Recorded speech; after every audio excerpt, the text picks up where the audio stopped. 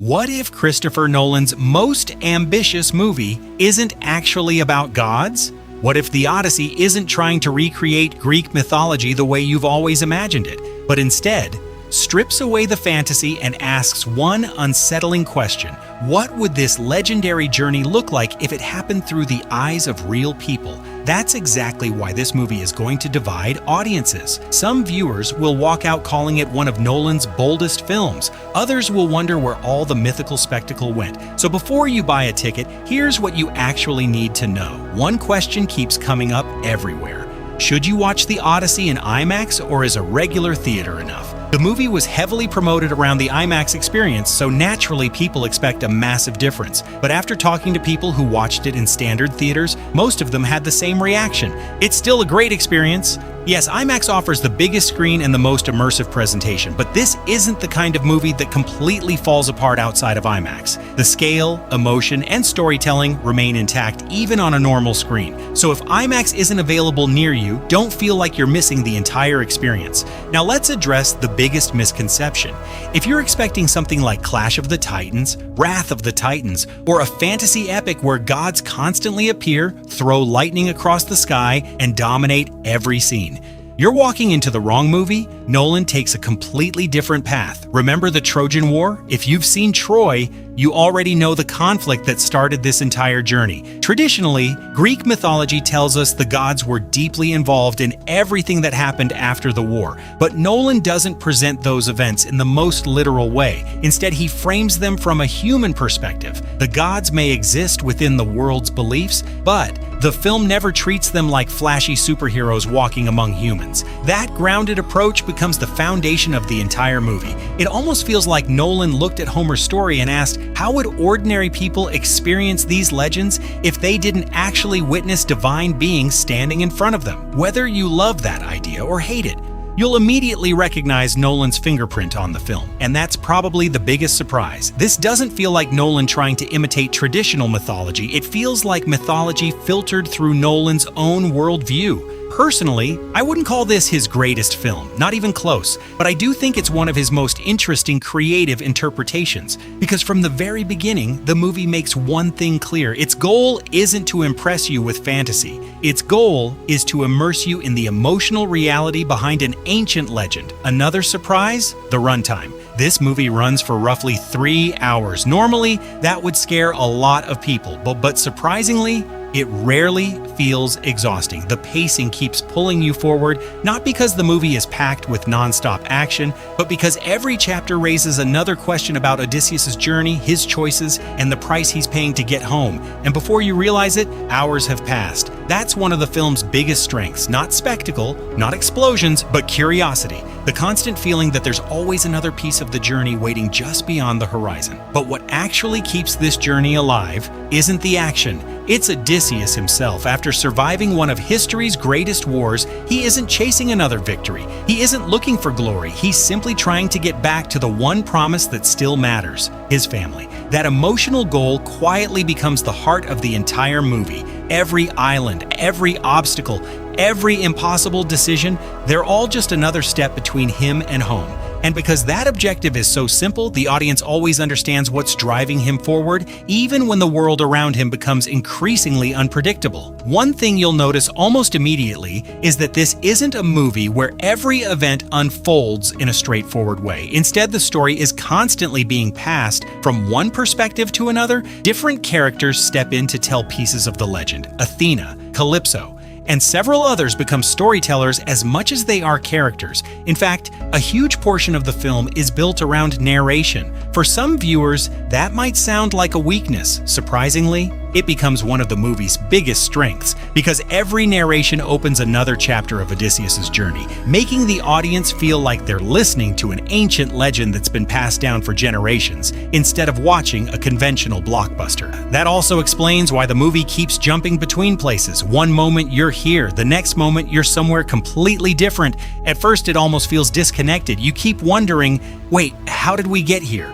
But Nolan hides an incredibly smooth rhythm underneath those transitions. Even though the locations constantly change, the emotional momentum never does. The story keeps flowing in one direction, forward. It's only after you settle into that rhythm that you realize how carefully every jump has been designed. The editing never feels random, the structure never completely loses you. Instead, it quietly pulls everything together. That's classic Nolan. He trusts the audience to connect the dots instead of explaining every single step. Another thing I wasn't expecting, the horror elements. Not full-on horror, but certain sequences absolutely carry that atmosphere. The tension, the silence, the uneasiness. Some moments feel closer to a psychological horror film than a traditional historical epic, especially encounters involving mysterious figures like Circe.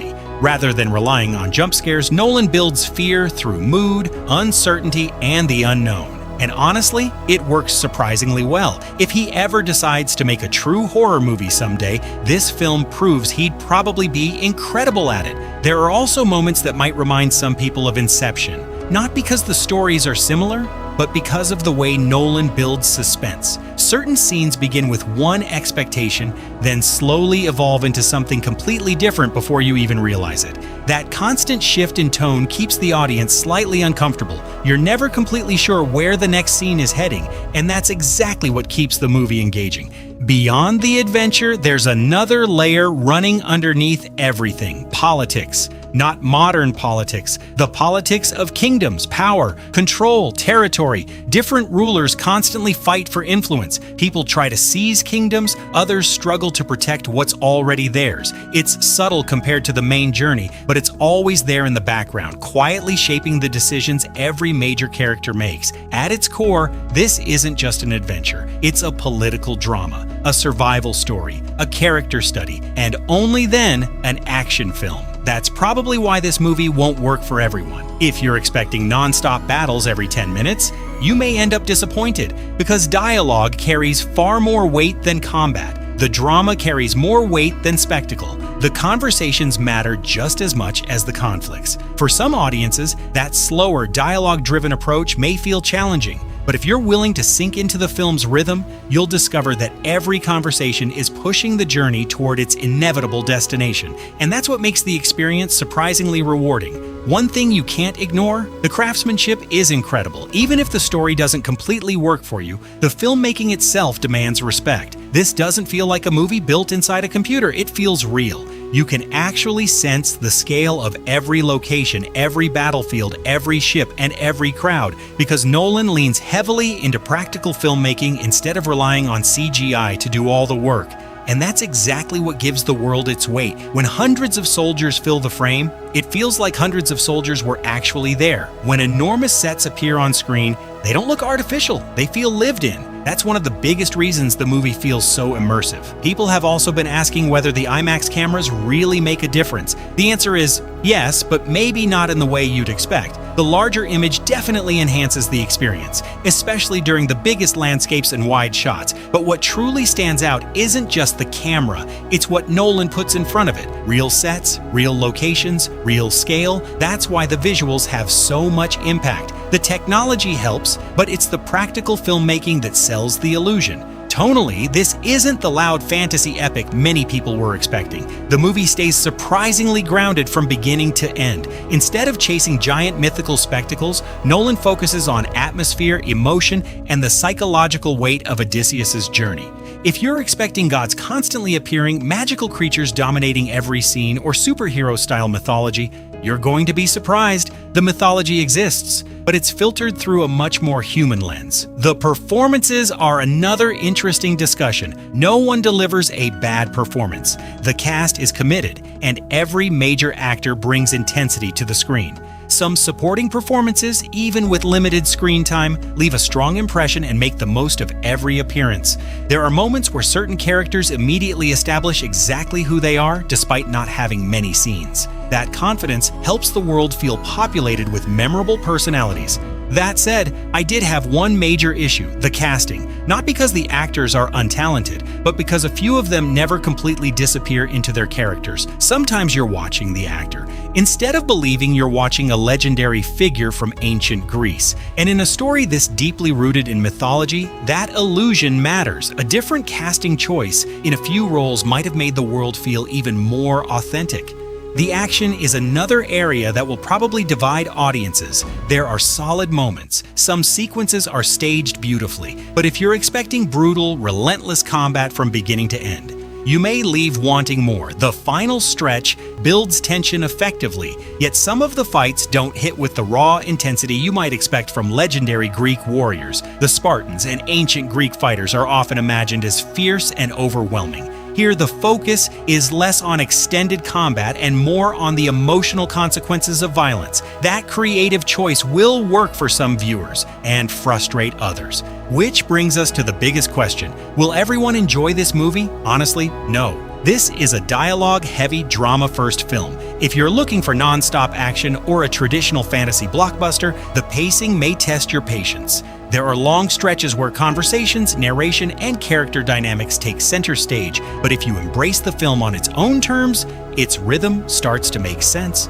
The emotional journey becomes more important than the destination. And that's where Nolan's signature style shines. He doesn't simply retell Homer's epic, he reinterprets it. He strips away the obvious spectacle and asks the audience to engage with the story in a more grounded human way. Whether you agree with every creative decision or not, you can clearly see the filmmaker's vision in every frame. It feels unmistakably like a Christopher Nolan film, not because it follows his old formulas, but because it challenges expectations in a way only he would. So should you watch it? If you're expecting a mythology-driven fantasy epic filled with larger-than-life gods and endless action, adjust your expectations. But if you're open to a grounded, character-driven interpretation of one of history's greatest legends, there's a lot here to appreciate. Is it Nolan's masterpiece? No. Is it one of his most fascinating experiments? Absolutely. This isn't a movie that tries to overwhelm you with spectacle.